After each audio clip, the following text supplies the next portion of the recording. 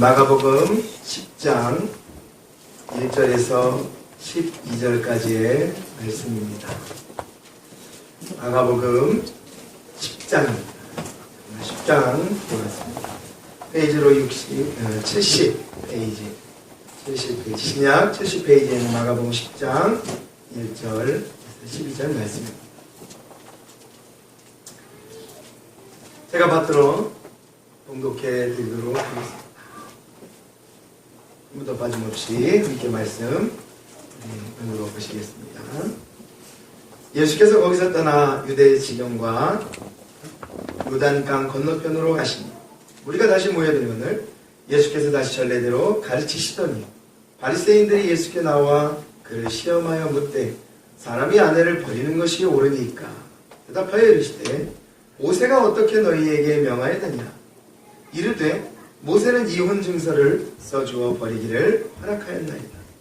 예수께서 그들에게 이르시되 너희 마음이 완악함으로 말미암아 이 명령을 기록하였거니와 창조때부터 사람을 남자와 여자로 지으셨으니 이러므로 사람이 그 부분을 떠나서 그 둘이 한 몸이 될지니라. 이러한즉 이제 둘이 아니요 한 몸이니 그러므로 하나님이 짝지어 주신 것을 사람이 나누지 못할지니라 하시더라.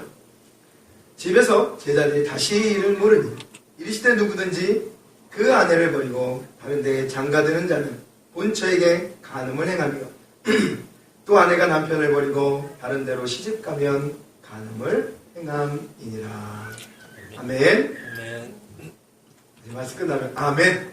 아멘. 예, 주일학교처럼 안 해도 되죠? 아멘.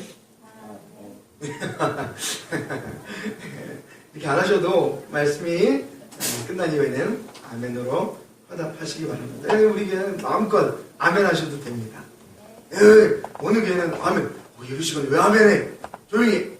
이러는 교회도 있습니다. 물론 거기에 이제 시스템이 그렇겠죠. 그러나 저희 교회는 은혜 되시는 대로 아멘 하셔도 되고 할렐루야 하셔도 되고 네, 함께 은혜를 나누는 데 있어서 공감이 되신다면 신앙으로 이렇게 아멘을 고백하셔도 괜찮습니다. 자, 오늘 하나님 말씀 주제는 여러 주제를 고민하다가 하나님이 짝지어 주신 것을 이라는 어떠한 완성되지 않은 문구로 제목을 지었습니다. 하나님이 짝지어 주신 것을 먼저 우리 말씀을 들어가기 전에 옆에 계신 분에게 이렇게 인사하겠습니다. 모션이 좀 다르죠? 남다르죠? 당신은 저 멀리 계신 우리 집사님은 성도님은 하나님이 만드신 최고의 작품이십니다 라고 이렇게 말씀을 하는 겁니다. 최고의 작품입니다. 자, 준비 시작이요. 최고의 작품입니다. 각오하고 있었어요. 시키는 거 뭐 잘하실 거 알고 해본 겁니다. 네. 그러나 내 상황, 내 모습, 내 처지가 어떻든지 우리는 완벽한 하나님이 만드신 최고의 작품임을 믿으시기 바랍니다. 아멘. 우리 성도님들이 조금 힘들어하신 것 같아서 저라도 신나게 하려고 합니다. 저라도 신나게. 하나님이 그 누구보다 어떤 누구보다 나를 개인적으로 1대1로 봤을 때에 나 자신을 최고의 작품, 즉 우리 성도님들 한 분 한 분을 최고의 작품으로 만들어 주셨다는 것은 그 어느 누구도 부인할 수 없는 사실입니다. 아멘. 나 혼자 아멘 하시는 분에게 큰 좋은 일이 있을 줄 믿으면서 아멘. 이러면 한국 사람들은 아멘을 잘합니다. 자, 오늘 말씀의 주제를 우리가 확인해 본 바 과연 오늘 귀한 이 말씀을 통해서 하나님이 우리에게 주시는 강력한 아주 큰 은혜와 뜻과 비밀이 숨겨져 있습니다. 말씀을 묵상하실 때에 아주 중요한 것은 육의 눈은 더불어 영의 눈을 반드시 뜨며 말씀을 통하여서 나에게 주시는 우리 성도들에게 주시는 강력한 복음적 메시지가 무엇인지를 캐내는 것이 아주 중요합니다. 제가 늘 빌립보서에서 말씀을 통해 말씀하셨다시피 그리고 드렸다시피 늘 우리는 말씀을 통해서 누구를 알아가는 것입니까? 예수를 알아가는 겁니다. 모든 말씀들이 다 예수 그리스도를 집중하고 있다는 사실을 기억하시기 바랍니다. 한 주를 지나도 예수 이야기를 하며 그 예수를 믿는 자의 삶을 이야기할 때에 지루해하지 마시고 부담스러워하지 마시고 우리가 그 말씀 들을 때 그렇지 우리가 믿는 자라면 교회라면 여러분 그렇잖아요. 회사 가는 목적, 일하는 목적, 뭐하는 목적 다 일반적으로 공통된 매일마다 하는 바라는 행위가 있잖아요. 그게 뭐예요? 왜 회사 가요? 왜 일해요? 돈 벌어야죠. 아니 돈도 안 주는 회사를 갈 수가 있습니까? 첫째는 아무튼 월급을 받고 그걸로 삶을 살기 위해서 열심히 일하는 거 아니에요. 목적이 정확하지 않습니까? 여러분 교회의 목적, 저와 여러분들이 예배 드리는 목적은 뭡니까? 예수 그리스도예요. 그분을 보내신 하나님을 아시는 겁니다. 알았다면 뭐예요? 그분을 예배하는 겁니다. 에이, 지난주에 그렇게 드럼이 신나서 찬양만 했을 때만 찬양하는 게 아니에요. 오히려 아무것도 없을 때 찬양하는 거죠. 그렇죠? 부족할 때의 성도의 강력한 능력과 에너지가 나와야 됩니다. 다 갖춰진 곳에서는 얼마든지 은혜를 구할 수가 있습니다. 편하게. 그리고 대중적 은혜를 구할 수가 있습니다. 그러나 그럴 수 없을 때, 부족할 때, 연약할 때 그때의 성도의 능력은 진짜 나타나는 거죠. 아멘. 자, 오늘 귀한 말씀을 저와 여러분들이 보면서 이 이혼이라는 이 소제목에 이혼에 대하여 가르치다 라고 나오고 또 제가 하나님이 짝지어 주신 것이라고 말씀을 하면서 여러분 과연 이 말씀 속에 우리에게 가르치고자 하는 예수님의 말씀이 무엇인지 한번 저와 여러분이 푹 말씀의 세계로 빠져보시도록 하겠습니다. 자, 먼저 말씀을 이제 나누면서 제가 차근차근 설명을 해드리도록 하겠습니다. 왜 마가복음 10장을 통해 이 이혼이라는 것을 통해서 말씀이 기록되며 또 예수님은 무엇을 말씀하고자 하시는지 잘 기울여 보시면 우리가 아는 단순한 인생에 있어서 현존하는 이혼, 사람이 갈라섬이라는 그런 문제하고는 전혀 다른 의미가 있다는 것을 여러분 기억하셔야 됩니다. 기억하셔야 됩니다. 그리고 보십시오. 자, 10장 1절입니다. 보시겠습니다. 예수께서 거기서 떠나 유대 지경과 요단강 건너편으로 가시니 무리가 다시 모여들거늘 예수께서 다시 전례대로 가르치시더니 바리새인들이 예수께 나와 그를 시험하여 묻되 사람이 아내를 버리는 것이 옳으니까. 자, 여기까지만 말씀을 한번 또 해보겠습니다. 사건의 전말은 그렇습니다. 예수님께서 이전에 많은 자들에게 가르치시고 제자들에게 가르치시고 아주 강력하게 내 오른손이, 내 발이, 내 눈이 하면서 사람들에게 그리스도인들로서의 길을 말씀하시고 가르치시고 설명하셨습니다. 그리고 그 자리를 옮겨서 유대지경과 요단강 건너편으로 가셔서 거기서 또 전례대로 말씀을 가르치셨습니다. 예수님은 항상 가르치는, 가서 복음을 전하는. 근데 그 복음이 뭐겠습니까? 다 하나님 아버지의 이야기 아니시겠습니까?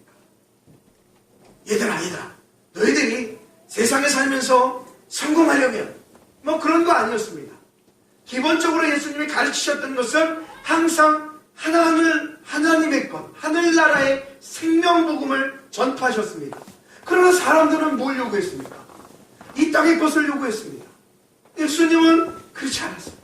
하나님의 나라 것을 계속 가르칩니다. 제자들마저도 이 땅 것만을 요구합니다. 심지어는 이 제자들을 넘어 유대민족에 있는 수많은 사람들이 하나님의 나라 복음을 전하는 예수 그리스도를 바라보면서 불만을 품었습니다. 심지어는 예수님이 예수님 스스로를 내가 하나님의 아들이다 라고 이야기하면서 당시의 유대인들과 바리새인들과 사두개인들과 율법학자들이 가지고 있었던 모든 신앙의 형태를 깨부수고 박살내기 시작했습니다. 생각해 보십시오. 열심히 수백 년 동안의 이 율법이라는 틀 안에서 살아가면서 그것을 가지고 먹고 살았던 그러한 민족들 가운데에 한 하나님의 아들 예수라는 이 인간 하나가 와서 그것을 다 박살내는 거, 다 휘집어 놓는 거예요. 그거 끝이 아니다. 그 다음이 있다. 그게 나다. 얼마나 어처구니 없겠어요. 그렇죠? 그래서 내가 이 일을 잘하고 있어요. 전문적으로 이 일을 잘하고 있는데 누가 와가지고 그거 아니야. 또 다른 길이 있고 능력이 있고 한번 봐봐. 그거 아니야. 라고 얘기하면 기분 좋을 사람이 없습니다. 맞죠? 맞아요. 어떤 기사? 제가 기타를 딱 치지만 그렇게 기타를 치면 쓰나? 라고 얘기하면 기분이 확 싸납니다. 그래 한번 쳐봐. 내가 하고 있는 것을 누가 얘기하면 그것을 안 좋게 얘기하면 가만히 있을 사람이에요. 그런데 예수님은 철저하게 당시 유대민족 사회들에게 하나님의 백성이라고 하는 그 사람들에게 있어서 삿대죠. 그 사람들에게 있어서 모든 신앙적 행위들을 다 반론을 제기하고 그리고 그거 아니다. 거기서 끝이야. 그러니까 여러분들 당연히 그러한 예수님을 향하여서 이 유대민족들이 유대인에 있는 바리새인들이 어떠한 형태를 취하고 있습니까? 싫죠. 싫어요. 싫은 소리 하니까 싫은 거예요. 심지어는 그 싫은 소리 때문에 그 예수를 죽이려고 하는 겁니다. 참 그림이 그래요. 와서 진리를 전했건만 그 진리를 담는다고 했던 유대민족들이 오히려 그 진리로 오신 예수 그리스도를 죽이려고 하는 거예요. 고발하려고 하는 거예요. 트집을 잡는 거예요. 여러분, 예수님이 우리를 위해서 이 땅에 오셨다는 사실을 우리가 알진데 우리가 어쩌면 그 예수를 고발하고 있는 거예요. 잘못하면. 우리가 그걸 깨달아야 돼요. 바리새인들이 그렇게 복음 전하는 예수께 나와서 그 예수를 뭐 한다고요? 시험해야 돼. 여러분, 이혼에 대한, 가정에 대한 이러한 문제를 이야기하기 전에 이러한 문제의 스타트는 뭐였냐면 예수님을 바리새인들이 무엇을 갖고 구약의 율법을 갖고 그 예수 그리스도를 시험하는 것으로 시작이 된 겁니다. 그러니까 예수님이 먼저 이 부분에 대해서 말씀한 게 아니고 이 바리새인들이 나와서 먼저 이 문제를 수면 위로 올린 거예요. 왜죠? 아주 중요한 사실이 있습니다. 오늘 2절 말씀처럼 시험합니다. 그 예수를 시험하고 사람들이 아내를 버리는 것이 옳으니까 라고 얘기해요. 자, 조금만 더 여러분의 촉을 세워서 이제 제 말씀을 들어보시기 바랍니다. 왜 바리새인들이 이 얘기를 했는지 여러분들 한번 생각해 보십시오.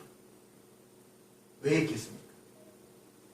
시험을 하는 건 맞는데 왜 사람이 아내를 갑자기 이 가정적인 문제를 들고 사람이 아내를 그러니까 쉽게 얘기해서 좀 편하게 남자가 남편이 아내를 버리는 게 옳습니까? 라는 말을 왜 이 시대에 했을까라고 생각했을 때 여러분들 이 시대의 환경적, 정치적 상황을 고려해 보면 답이 나옵니다. 그게 무슨 답입니까? 여러분 세례 요한 아시죠? 세례 요한. 이 세례 요한이 왜 죽었죠? 어떻게 죽었죠? 세례 요한이 죽은 전말은 여러분 그 세례 요한 당시에 그 나라를 다스렸던 왕이 누굽니까? 헤롯이라는 왕입니다. 헤롯. 근데 그 헤롯은 예수님이 탄생하실 때의 대왕 헤롯이 아니에요. 그 대왕 헤롯의 아들이었습니다. 이름하여 헤롯 안티파스라는 사람이었어요. 이 안티파라는 사람이 그 당시에 다스리고 있었던 시대예요. 그런데 이 안티파가 이 아람 여인과 결혼했어요. 이 시대 지금 상황을 말하는 거예요. 아람 여인과 결혼을 했어요. 아람 여인과 이 안티파가 결혼을 했는데 그 이후에 누가 결혼을 하냐면 자기 동생 필립이 결혼을 하는 거예요. 헤롯 안티파가 먼저 결혼을 하고 동생 헤롯 필립이 결혼을 하는 거예요. 근데 결혼을 했는데 그 결혼한 동생이 너무 뭐한 거예요? 이쁜 거예요. 너무 이뻐가지고 이 형이 동생의 아내 헤로디아라는 사람을 탐내기 시작한 거예요. 그래서 여차저차 해가지고 이 동생의 아내를 취하는 게 당시의 사건입니다. 근데 이 헤롯이라는 사람이 당시 유대를 주무르고 있던 뭐예요? 가장 큰 군주라는 말입니다. 그 누구도 이 헤롯의 말을 할 수가 없었어요. 왜요? 여러분 아시잖아요. 그 시대에는 그런 군주의 말을 안 들으면 어떻게 돼? 그냥 한마디면 돼요. 야, 제가 갖다 사자고 그래, 너. 쟤 죽여. 그럼 끝나는 거예요. 오늘날 같이 무슨 법도 없고요. 그냥 그 군주의 말이 법이란 말이죠. 그렇기 때문에 아무도 그것을 말할 수가 없었어요. 그런데 단 한 명, 누가 말했어요? 세례 요한이 말했단 말입니다. 세례 요한이 자기 동생의 아내를 취한 것에 대한 말을 이 헤롯 안티파에게 했더니 헤롯은 열이 받는 거예요. 그리고 그의 아내가 된 이 동생의 부인 헤로디아도 화가 난 거예요. 잔치가 벌어졌어요. 헤로디아의 딸이 엄마한테 엄마 뭘 요구할까요? 그러니까는 이 헤롯에게 세례 요한의 목을 주십시오. 당시가 내가 결혼하는 데 있어서 저 세례 요한이 겁나게 반대를 했습니다. 열받아. 잔칫날 세례 요한의 목을 주십시오. 그래, 목을 가져. 그래서 세례 요한이 참수를 당해서 죽습니다. 이 사건으로 인해서. 여러분, 이러한 정치적인 배경이 지금 있어요. 근데 아무도 그 얘기를 못해요. 심지어는 유대 사회에 있는 사람들도 그 얘기를 못하는 거예요. 왜요? 말하면 어떻게 되니까? 누구처럼 되니까? 누구처럼? 세례 요한처럼 되니까. 자, 그런데 바리새인들 2절 보세요. 바리새인들이 예수께 나와서 사람이 아내를 버리는 게 옳습니까? 누구를 그럼 들어 얘기하는 거예요, 지금? 누굴 들어 얘기하는 거예요? 헤롯 안티파를 들어 얘기하는 거예요. 자기 아내 아랍 여인을 버리고 자기 동생의 부인을 취해버려요. 그러니까 이 바리새인들이 철저하게 누구를 고발하려고 그러는 거예요? 예수를 고발하려고 그러는 거예요. 누구처럼 죽게 하려고? 세례 요한처럼 죽게 하려고. 이해가시죠? 이 바리새인들이 보통 인물들이 아닌 겁니다. 그 예수를 세례 요한이 죽은 것처럼 예수를 죽게 하기 위한, 그런데 그 예수를 죽게 하기 위한 아주 좋은 게 가장 적합한 일들이 뭐냐? 그 군주를 대상으로 예수를 시험해버리는 거예요. 그게 군주의 말에 들어가면 저 예수 죽이는 건 아무것도 아니라는 것입니다. 그렇게 말이 시작됐단 말이에요. 이 바리새인들은 자기들의 걸림돌이 되는 예수를 그런 식으로 처형해서 죽이려고 했지만 예수 그리스도는 그 속에서 무엇을 얘기합니까? 아름다운 하나님이 지으신 창조적인 섭리를 통해서 복음의 진리를 드러내고자 했던 거예요. 그걸 이제 가정이라는 틀을 통해서 예수님이 진리를 이야기하고자 하는 거예요. 그러니까 여러분 말씀을 통해 이해하셨죠? 아하. 이 사건을 통해, 그러니까 이것도 하나의 율법이거든요. 이제 나오겠지만, 신명기를 보시겠지만, 이 율법이라는 걸 통해서 예수를 죽이려 한 것이 이 율법을 드러낸 사람이 아내를 버리는 것이 옳으니까 라고 얘기한 이유라는 겁니다. 어처구니가 없죠. 자, 그랬을 때에 여러분, 지존하시고, 현명하시고, 능력이 있으신 예수님께서 이제 어떠한 대답으로 그 모든 일들을, 자기를 해하려고 하는 모든 일들을 오히려 진리로 승화시켜 선포하시는지 말씀을 확인해 보십시오. 자, 3절입니다. 대답하여 이르시되, 자, 모세가 어떻게 너희에게 명하였느냐? 예수님 율법을 얘기하시는 거예요. 그래, 너희들이 율법을 가지고 나를 해하려고 얘기를 했느냐? 그럼 모세가 어떻게 얘기하느냐? 또 예수님 율법을 데려 물으신 거예요. 그러니까 4절에 이렇게 얘기해요. 이르되 모세는 이혼 증서를 써주어 버리기를 허락하였습니다. 그러니까 이 바리새인들이 율법에 능통하거든요. 그러다 보니까는 예수님의 대답에 구약의 율법은 그래도 대답을 할 수가 있었습니다. 그래서 신명기 24장에 있는 말씀을 통해서 이야기하는 거예요. 그 이혼 증서를 써주어 버리기를 허락하였습니다. 그런데요, 여러분 아시게 사실상 정통적으로는 이혼 자체는 안 되는 것이었습니다. 그 기본적인 자체는 안 되는 것이었는데 이혼을 이 모세가 허락하게 되어집니다. 그 전말을 한번 확인해 보시죠. 신명기 24장 1절입니다. 신명기 24장 1절 말씀을 한번 확인해 보시죠. 오늘 조금 상황적 이야기들이 조금 있습니다. 자, 신명기 24장 1절 말씀을 확인해 보십시오. 나는 이혼하고 상관없으니까. 여러분, 그거 말하는 거 아니에요. 나는 잘 살고 있으니까 그거 말하려고 하는 거 아니에요. 이런 부분으로 통해서 누구를 정죄하고 누구를 감싸고 이거 성경이 말하려고 그러는 거 아니에요. 여러분 잘 확인하셔야 됩니다. 24장 1절 말씀 확인해 보세요. 사람이 아내를 맞이하여 데려온 후에 그에게 수치되는 일이 있음을 발견하고 그를 기뻐하지 아니하면 이혼 증서를 써서 그의 손에 주고 그를 자기 집에서 내보내라. 이 수치스러운 일이라는 거예요. 아시겠죠? 수치스러운 일이 있을 경우 그것을 발견하게 되면 뭐를 쓰라고요? 이혼 증서를 반드시 써야 됐습니다. 구약에. 이혼 증서를 쓰지 않고 내보내면요. 그 여인은 뭐가 되냐면 미아가 됩니다. 그래서 구약의 이혼 증서를 받지 않고 결혼했다가 이혼한 여자들이 이혼 증서를 가지고 있지 않으면 다시 결혼을 못합니다. 그리고 어디를 가게 되냐면 여러분 잘 아시는 창녀나 매매 여성 매매 집단으로 많이 가게 돼요. 왜 가게 되죠? 당시에는 여자 혼자 힘으로 살 수가 없었던 시대입니다. 그렇기 때문에 여자들이 그 자기의 생계를 꾸려가기 위한 이유로 일부러라도 그 매매 집단으로 갈 수밖에 없었어요. 먹고 살아야 돼요. 처절하죠.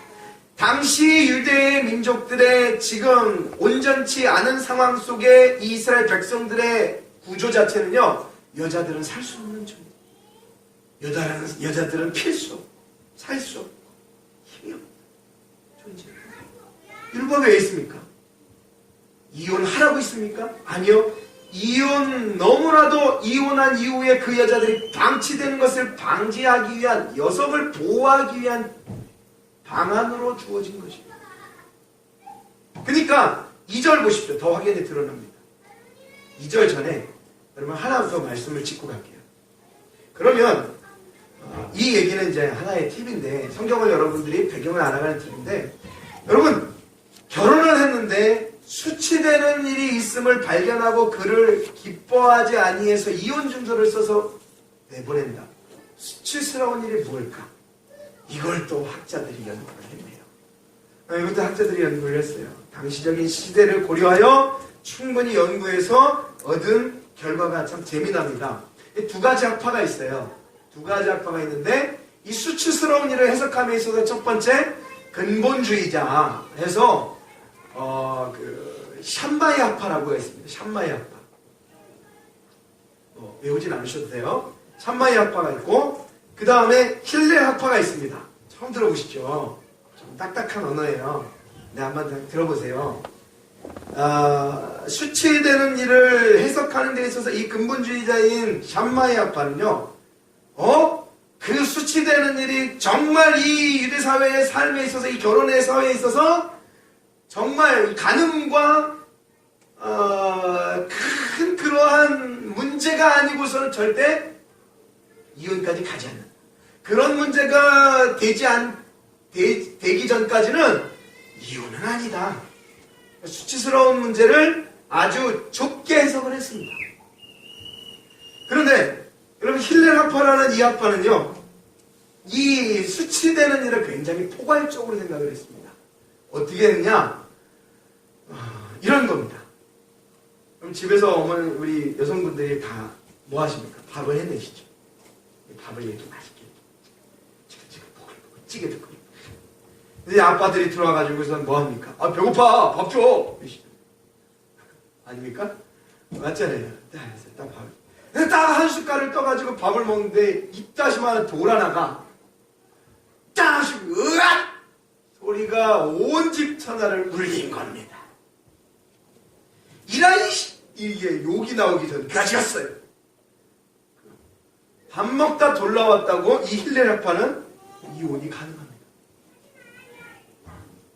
밥 먹다가 돌이 나왔어. 야, 너 나가!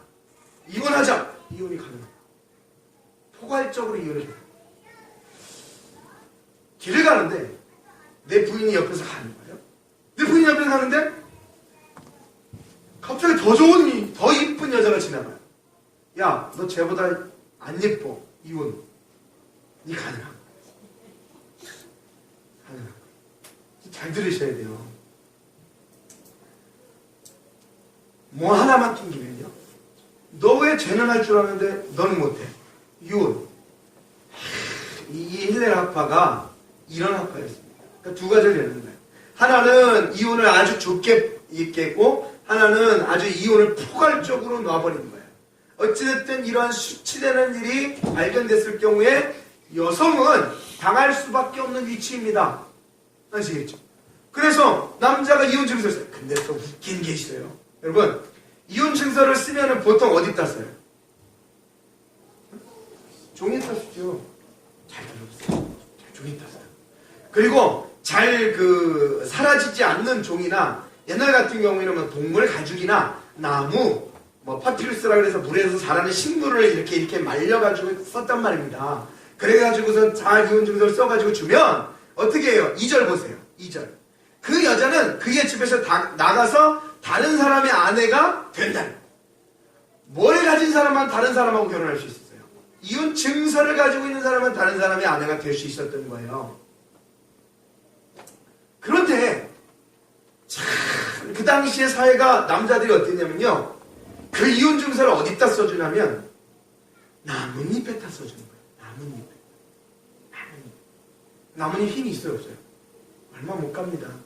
그것이 써줬다가 시일이 좀 지나니까 어떻게 돼요? 뭐가 잘못되면 다 바뀌기 없어지잖아요.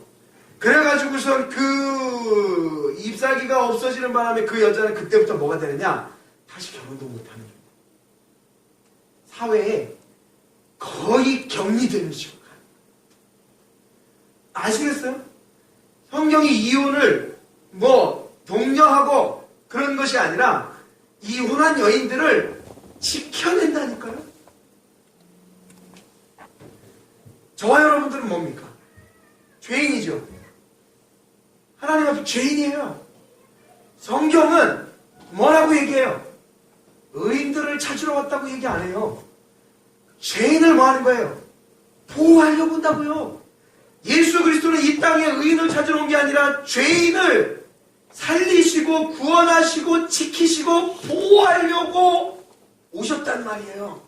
이해하세요? 율법이 왜 왔냐면 힘없고 백없고 돈 없고 살 수 없는 여인들을 지키기 위하여 이혼 증서를 써내라는 율법으로 모세를 통해서 가르친 거라고요. 막연해 그게 아니고요. 그러니까 당시 상황적인 배경이 얼마나 어쩔 수 없는 이 이혼의 관계가 있을 수밖에 없었다는 얘기예요. 혹 어떤 분들은 그래서 여러분들 이런 경우 있잖아요. 수치스러운 일, 가정생활에 있어서 구타와 맨을 받는 일, 여러분 어떻게 생각하세요? 이런 부분들 무조건 막 사라고 할 수 없는 부분들이 있어요. 참을 수 있는 부분이 있지만 없는 부분들이 있어요. 여러분 그걸 어떻게 한 거예요? 모세는요.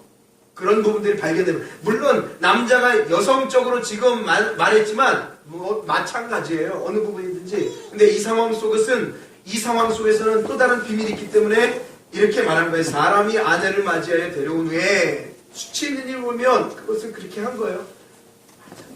아, 그런 일들이 있었던 거예요. 그러니까 여러분 모세도 뭘 허용한 거예요? 이혼을 허용한. 자, 본문으로 돌아가 보세요. 마가복음 돌아가 보세요. 이제 예수님 말씀하십니다. 자, 마가복음 10장으로 다시 돌아와 보세요.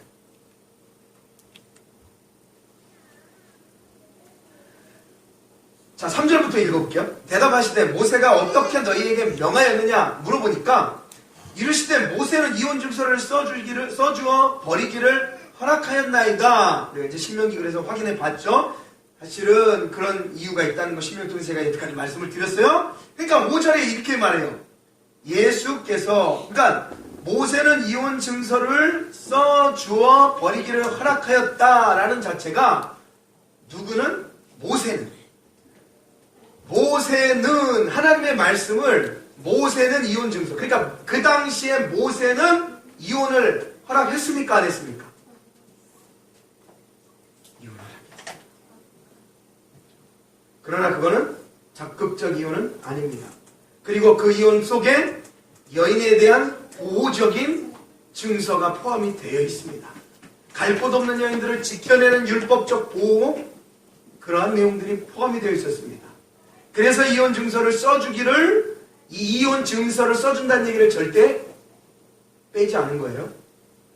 아시겠죠? 그런데 아무튼 허락을 했어요. 자, 그런데 왜 허락을 했는지 이제 보여주는 거예요. 5절. 예수께서 그들에게 이르시되 왜 모세가 이혼 증서를 써서 그렇게 하라고 버리라고 허락한 줄, 그렇게 내보내려고 허락한 줄 아느냐? 바로 너희 마음이 완악함으로 말미암아 이 명령을 기록하였다라고 얘기합니다. 그렇죠? 사회적인 상황이, 모습이 완악하여서, 죄가 있어서, 악하여서 이 이혼 증서를 써주는 명령을 포함시켰던 거다. 왜? 이거 안 해주면 어떻게 돼요? 여자들이 살기. 여러분, 제가 자꾸 여자 얘기하고 있습니다. 잘 기억하셔야 돼요. 이따가 이제 제가 말씀드릴 결론을 통해서 이 여자가 무엇인지를 제가 이제 말씀을 드릴 텐데, 자꾸 여자 이야기를 해요. 여자가 살 길이 없어요. 여자가 그렇게 버림받고 이혼 증서까지도 없으면 갈 곳도 없어요. 죽어야 돼요.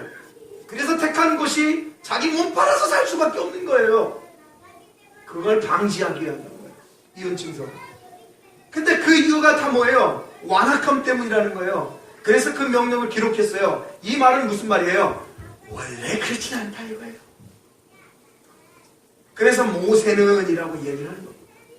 원래 하나님의 창조적 섭리는 그것이 아니다를 예수님이 말씀하는 거예요. 그래서 이야기합니다. 6절 보세요. 자, 6절 말씀을 다 같이 읽어보겠습니다. 시작!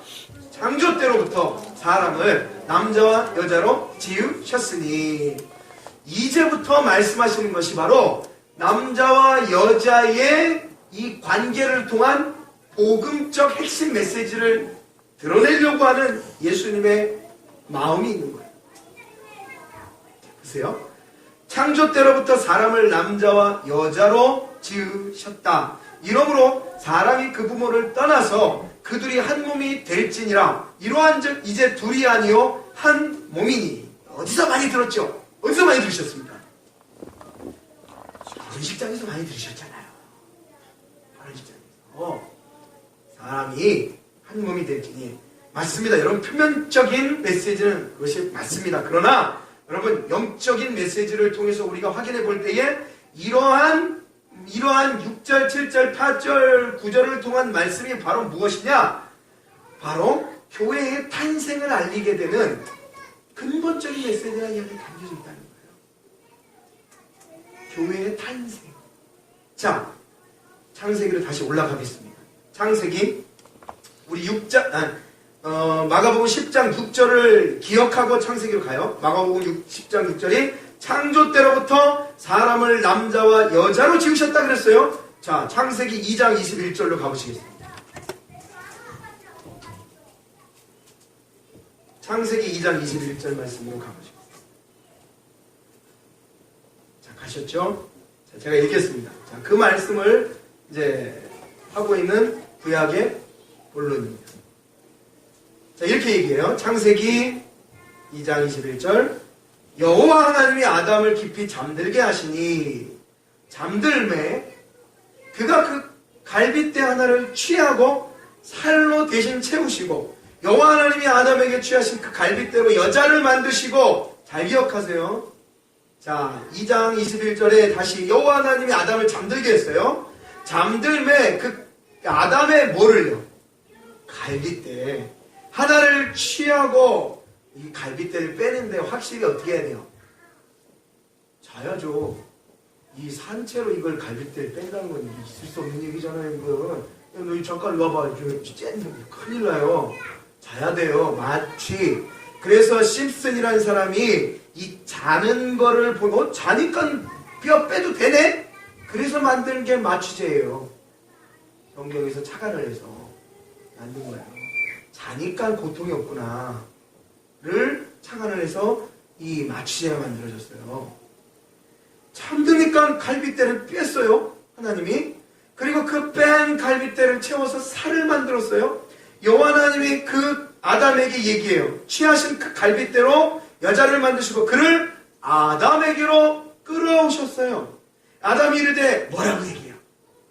이것도 결혼식에서 많이 나오잖아요. 뼈 중에 살 중에서 여러분, 뼈 중에 뼈여 살 중에 살이라고 고백하고 나서 세상에 가정이 갈라서는 사람들이 얼마나 많이 있습니까? 그렇죠?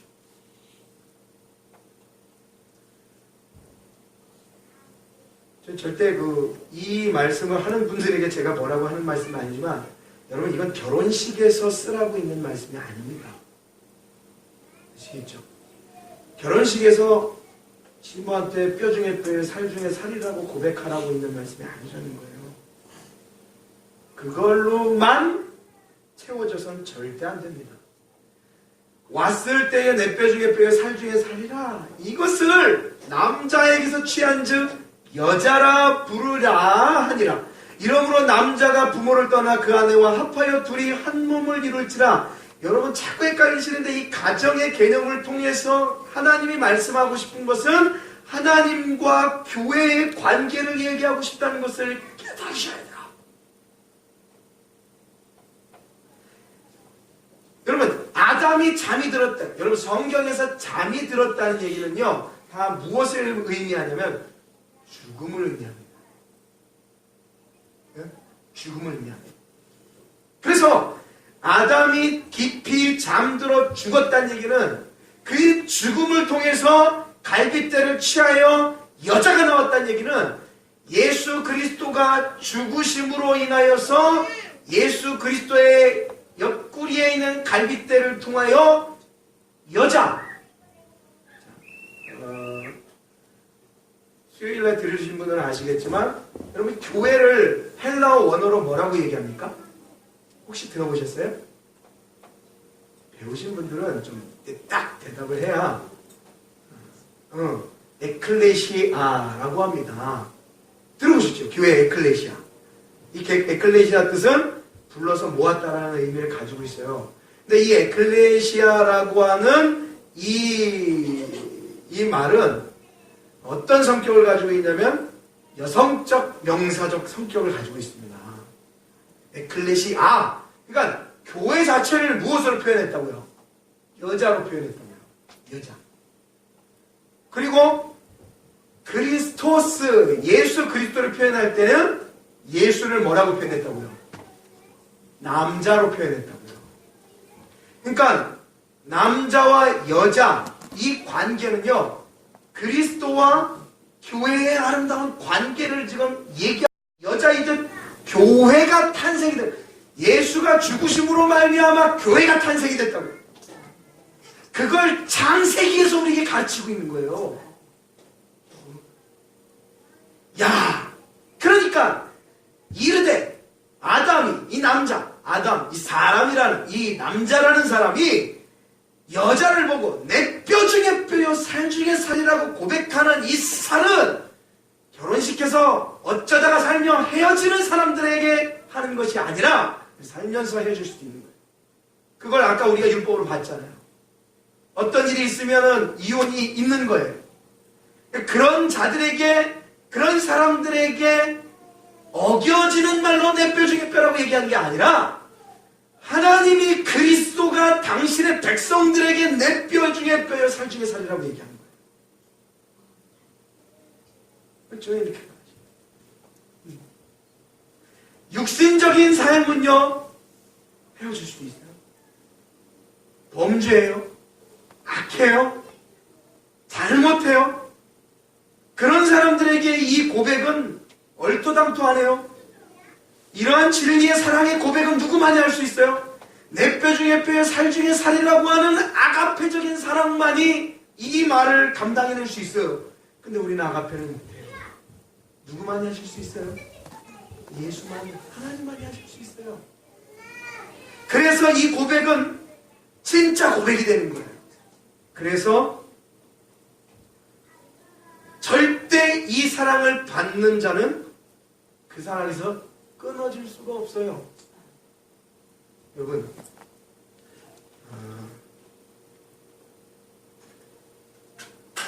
로마서 말씀을 한번 가볼게요. 로마서 확인해 보세요. 제가 이게 맞는지 이제 확인해 드려야 되잖아요. 조금 시간이 있지만 로마서 5장 말씀입니다. 로마서 5장 말씀입니다. 자, 5장 12절 말씀이에요. 자, 한번 쭉 읽어볼게요. 자, 목사님, 왜 아담이 예수 그리스도가 될 수밖에 없습니까? 라는 것을 로마서 5장에서 여러분 바울이 가르치고 있어요. 자, 12절, 5장 12절. 그러므로 한 사람으로 말미암아 죄가 세상에 들어오고 죄로 말미암아 사망이 들어왔나니 그 한 사람이 누구예요? 첫 번째, 아담. 이와 같이 모든 사람이 죄를 지었으므로 사망이 모든 사람에게 이르렀느니라. 죄가 율법 있기 전에도 세상에 있었으나 율법이 없었을 때는 죄를 죄로 여기지 아니하였느니라. 그러나 아담으로부터 모세까지 아담의 범죄와 같은 죄를 짓지 아니한 자들까지도 뭐가? 사망이 왕노릇하였나니. 자, 그 다음 그 짧은 마지막 걸 같이 읽어봅시다. 시작. 아담은 오실자의 모형이라. 아담은 예수 그리스도, 앞으로 오실 예수 그리스도를 이야기하는 모형입니다. 그러니까요, 그 아담, 그 사람, 남자, 바로 이 분이, 이 그리스도가 교회를 향하여 너희들이 남자로서 여자가 고백하는 것처럼 내 뼈 중에 뼈에 살 중에 살이라. 자, 그러면 무슨 바울이 고백한 것처럼 누가 우리를 그리스도의 손에서 끊으리요? 환난도, 곤고도, 위험도, 적신도, 칼도, 그 누구도 우리를 그리스도의 손에서 끊을 수 없다라고 이야기할 수가 있는 것이 무엇이에요?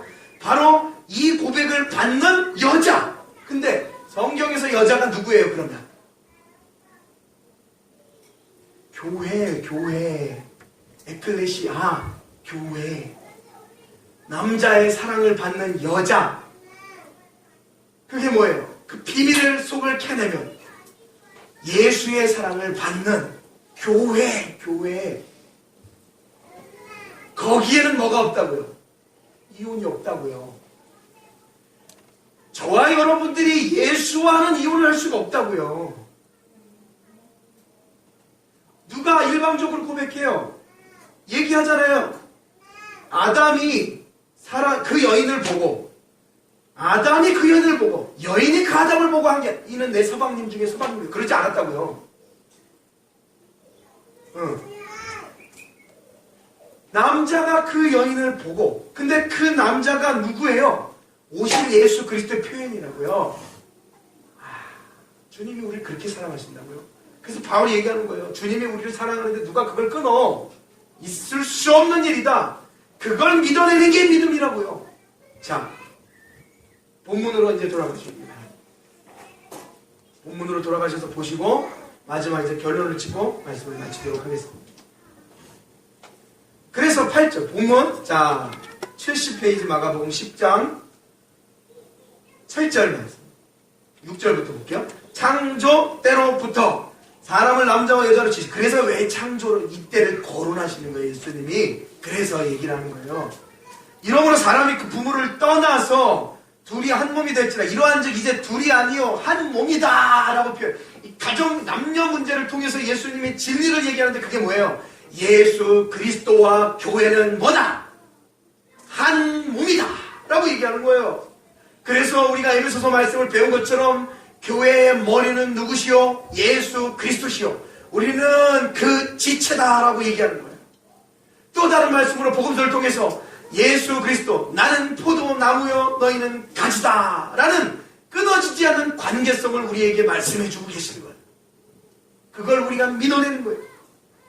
그래서 얘기하는 거예요. 9절 말씀 보세요. 자, 9절 다 같이 읽어보겠습니다. 시작. 그러므로 하나님이 짝지어 주신 것을 사람이 나누지 못할지니라 하시니라. 전 궁금해요. 그래서 결혼식에 이 얘기를 하고 나서 얼마 안 지나서 요즘 연예인들 어때요? 이렇게 결혼하고 이렇게까지 얘기를 하면서 주례를 서서 말을 들었는데 좀 이따 보니까 헤어져요.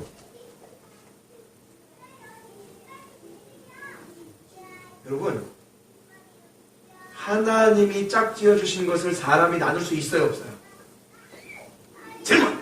하나님이 짝지어 주신 것을 사람이 나눌 수 있습니까, 없습니까? 없다고 얘기하셔야 됩니다. 담대하게. 그러면 반대로 사람이 짝지은 것을 하나님이 나누실 수 있어요, 없어요? 있어요.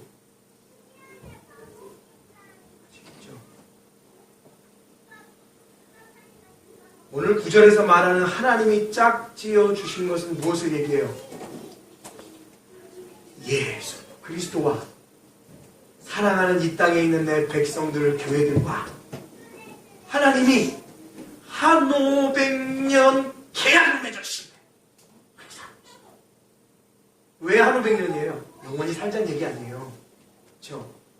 하나님이 교회와 그리스도를 영원히 살 수 있도록 주례를 쓰신 거예요. 그래서 우리의 신랑은 궁극적으로 집에 계신 남부님이 아니고 부인도 아니고 우리의 진짜 신랑은 누구예요? 예수 그리스도라는 거예요. 누가 주례 쓰신? 하나님이 주례 쓰신. 여러분 이 땅의 것으로 오해하지 마세요. 성경을 그렇게 나를 치거나 나를 계산하지 마세요. 주님이 하시는 말씀은 절대 1.1획도 벗어나거나 잘못되거나 버려지거나 변개되는 일이 없습니다. 그러나 사람은 그런단 말이에요.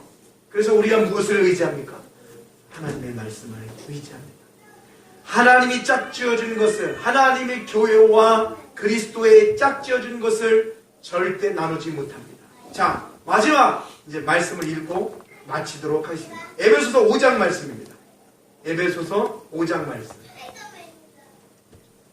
자, 읽고 마치도록 하겠습니다. 오늘 말씀은 예수님께서 참 재미나죠. 바리새인들이 잘못 걸린 거예요. 한마디로 얘기해서. 잘못 걸린 거예요. 그냥 뭐 이혼하면 저 여자 버리는 게 맞습니까? 한마디 얘기했다가 이런 엄청난 사건을 예수님이 가르쳐 주시는 아주 놀라운 사건. 승화된 것이죠. 자, 말씀 읽겠습니다. 자, 아내들이여 자기 남편에게 복종하기를 죽게 하듯 하라. 우리 성도님들은 마음씨가 너무 곱고 착하셔서 우리 여기 계신 남자분들은 착하셔서 남편에게 복종하기를 죽게 하듯 하라 그랬을 때 남편들이 맞잖아요 이러진 않아요. 박수도 안 쳐요. 너무 좋으셔서 배려심이 강하시고. 근데 어디 교회에서는 이렇게 얘기하면 남자들이 기가 사셔서 그러네요. 그것이 아니다는 것을 이미 아신 거예요. 복종하기를 죽게 하듯 하라. 이것이 끝이 아니에요. 이는 남편이 아내의 머리됨이 그리스도께서 교회의 머리됨과 같으니 그가 바로 몸의 구주시라. 성경은 남편과 아내에게 집중하고 있지 않아요. 무엇에 집중해요? 머리 대신 그리스도와 교회의 관계에 대해서 집중을 해요. 그러므로 교회가 그리스도에게 하듯 아내들도 범사에 자기 남편에게 복종하라. 복종 이야기해요. 남편들아 아내 사랑하기를. 여러분 아내는 남편에게 뭘 하라고요? 복종하라고요. 남편은 아내에게 뭐 하라고요? 사랑하라고요. 네. 무슨 얘기예요? 교회는 아내들 할 때의 이 아내의 원어가 이 뜻이 뭐냐면 여자들이에요. 아시겠죠? 이해하셔야 돼요? 지금 이 성경이 번역되면서 아내들이요 얘기했지만 원래 원어는 뭐라고요? 여자들이요. 그리고 남편들에게는 당연히 뭐겠어요? 남자들이요. 란 말입니다. 이 근본적 개념을 이야기하고 있는 거예요. 근데 이 여자는 여자예요. 그 남자는 남자예요. 근데 교회가 그리스도께서 교회의 머리된과 같으니 그가 바로 몸의 구주시라. 즉 여자는 남자에게 복종해야 되는 거야. 무슨 말이에요? 아까 말씀드린 걸 이해하면 교회는 누구에게 복종하는 거예요? 그리스도에게 복종하는 거예요. 우리가 주님께 뭘 요구하는 것이 아닌 온전한 그 말씀 위에 복종해내는 게 여자된 우리 교회 에클레시아의 뜻과 방향이라는 거예요. 근데 남편들 아내 사랑하기를 남편들 아내 사랑하기를 보지 말고 그 다음 단어를 보세요. 뭐예요? 그리스도께서 교회를 사랑하시고를 주목하세요. 우리는 교회는 예수께 복종. 그러나 예수는 교회에게 무엇을 주세요? 아가페의 사랑을 주시는 거예요. 값어치가 계산이 안 되는 사랑을 주시는 거예요. 26절 이는 곧 물로 씻어 말씀으로 깨끗하게 하사 거룩하게 하시고 자기 앞에 영광스러운 교회로 세우사 티나 주름 잡힌 것이나 이런 것들이 없이 거룩하고 흠없게 하려 하심이라. 이와 같이 남편들도 자기 아내 사랑하기를 자기 자신과 같이 할지니 자기 아내를 사랑하는 자는 자기를 사랑하는 것이라. 누구든지 언제나 자기 육체를 미워하지 않고 오직 양육하여 보호하기를 그리스도께서 교회에게 함과 같이 하나니 우리는 그 몸의 지체임이라. 자, 그러므로 사람이 부모를 떠나 아까 또 한 얘기 또 나오죠. 그의 아내와 합하여 둘이 한 육체가 될지니. 자, 32절 다 같이 읽겠습니다. 시작. 이 비밀이 크도다. 나는 그리스도와 교회에 대하여 말하노라. 아멘. 단순한 남편과 아내가 아닌 그리스도와 교회. 그래서 그리스도인 남자에게 교회인 우리는 아름다운 복종을 하는 겁니다. 여러분 사랑해 보십시오. 복종하는 거죠. 복종하게 되죠. 그렇죠. 관계는. 그리고 사랑해 보십시오. 사정없이 주는 거예요. 인간의 한계는 있지만 성경에서 말하는 예수의 사랑은 아가페 사랑, 신의 사랑은 온전히 주시는 거예요. 그 사랑. 바로 그리스도와 교회의 관계를 오늘 이 바리새인의 한 남자와 여자의 관계의 이야기를 통해 예수 그리스도께서 우리에게 가르치고 계시다는 사실입니다. 여러분, 이 땅에서의 우리의 삶은 모세가 가르쳐준 대로 이혼도, 어떠한 갈라짐, 상처, 아픔 겪을 수 있습니다. 그러나 여러분들 누구는 하나님의 아들 예수 그리스도의 이 교회의 주인과 교회 되신 아내 되신 저와 여러분, 항상 신랑 되신 예수 그리스도를 기다리는 신부 되신 교회, 저와 여러분들과의 그 교회와 예수의 관계는 어느 누구도 뭐 할 수 없다. 이혼시킬 수 없습니다. 사랑하는 여러분들이 그 말씀 속에 온전한 예수 그리스도와 아름다운 사랑의 교제를 나누시기를 원합니다. 그 비밀을 깨달으시. 바울이 얘기한 것처럼 내가 그 비밀을 말했다. 그 비밀이 크다. 온전히 그 주님, 남편 되시고 신랑 되신 예수 그리스도의 그 사랑과 은혜 속에 거하여 이 한 주를 그 주님을 기다려, 그 주님과 속삭이고 그 주님의 말씀을 기울여 묵상하고, 그리고 그 주님이 하시는 그 말씀에 여러분들의 삶을 순종시켜 내시는 귀하고 복된 한 주간이 되시기를 주님의 이름으로 축원을 드립니다. 조금 길었어도 오늘 이해하시고 이 귀한 비밀을 깨달음이 복되실 줄 믿습니다. 자, 우리 다 같이 일어나셔서 찬양을 할 텐데, 오늘 이 귀한 찬양 여러분들 좀 생소하셔도 한번 들어보시면 좋겠습니다. 가사가 너무 아름다워요. 처음에 우리 두 분이 좀 불러주실 거예요. 한번 묵상을 해보세요. 가사를 보세요. 1000번을 불러도 내 눈에 눈물이 멈추지 않아요. 아하! 내가 이 땅에서 상처받고 관계나 사람들로 인하여 어려움을 겪었지만 나를 결코 끊지 않으시는 그 신랑 되신 온전한 예수 그리스도는요, 나를 이혼시키지 않으시고 내가 주님을 만날 그때까지 나를 붙잡고 이끄신다는 그 놀라운 비밀이 오늘 말씀을 통해 깨달아요. 여러분 어때요? 그 주님의 이름을 1000번을 불러도 나는 부족하다. 그 고백입니다. 멈추지 않는 것이 바로 그 십자가의 사랑임을 우리가 한번 찬양으로 고백해드리도록 하겠습니다. 앞에는 한번 들어보세요. 묵상해보세요.